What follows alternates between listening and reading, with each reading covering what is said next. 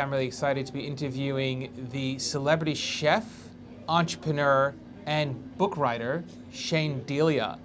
Shane Delia is known for his famous restaurant in the Melbourne CBD called Maha on Bond Street, which we're in right now. Shane's also known to be one of the best looking chefs in Melbourne with the biggest guns and some of the meanest tattoos going around. Are you wearing those tattoos today? Every day. I can't take they're them not off. fake? Yeah, they're not fake. Okay.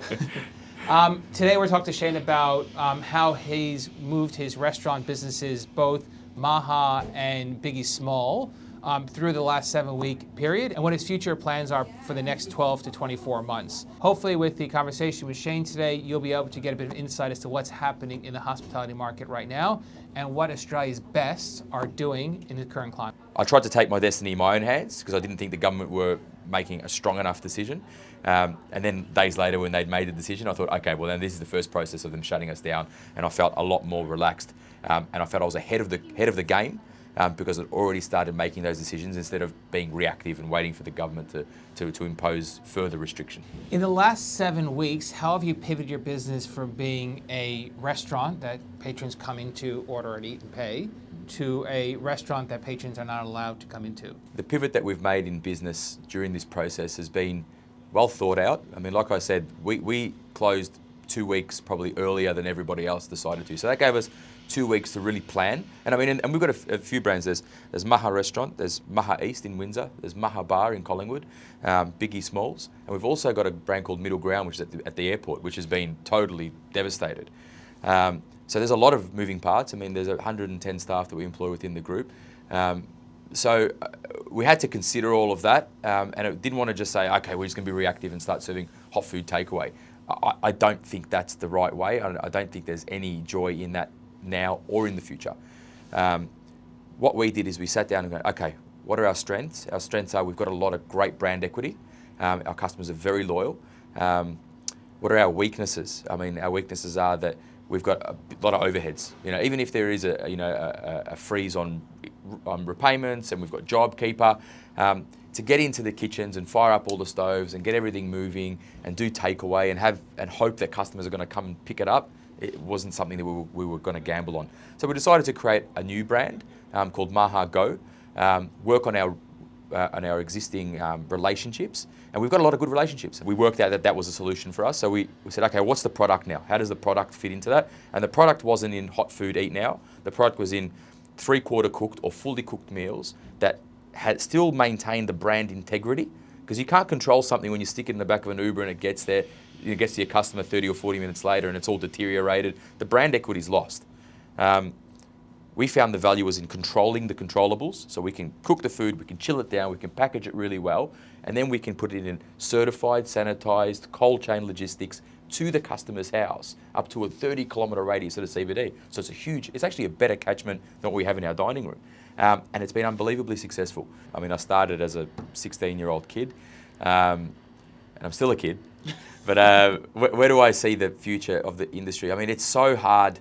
My gut says to me, we'll always find a way to come back to what we had, because you look historically, whether it's been 100 years or 500 years, the restaurant culture, that traditional business always comes back. It's about serving nourishment and experience to make people happy. Whether it's about a basic urge to just fill your belly, or it's about social connection, or it's about experience, or it's about happiness, and it's about connectivity. So yes, now there's this big focus on separation, but that can only last for so long, because people always find a way to come back together. We're always going to find a way to come back together. So I think that eventually restaurants will get back to where they were. But that doesn't mean that there is not going to be now a new market for people to experience their restaurants at home. Because I think there's always been that want and need and urge. You think about all the charitable events that we do. The biggest thing that the charities ask for us is a guest chef dinner at home. What people ring up and ask for all the time is, can we get Shane or a Maha experience at home? And it's always like the premium. Like, you can book a private dining room in the restaurant, but if you can have that at home, it's so much more premium.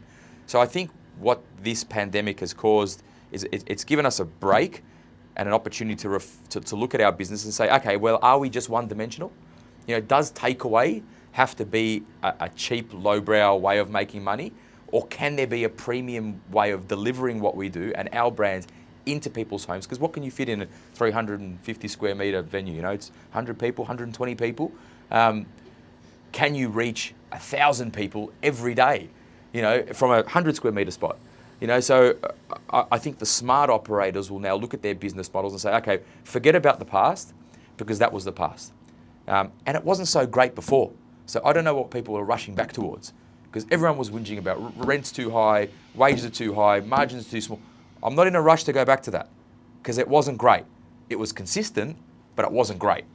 So if this is a chance for us to break, pause, reevaluate, and then move forward, I'm all for it. Do you think there's a future for fine dining in Melbourne?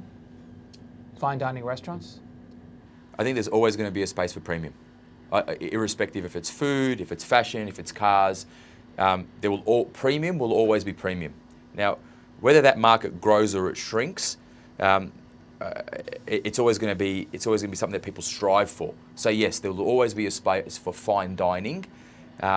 You know, I remember, if you remember, maybe 10 years ago, there was a big push on fine dining is dead and all the restaurants were closing.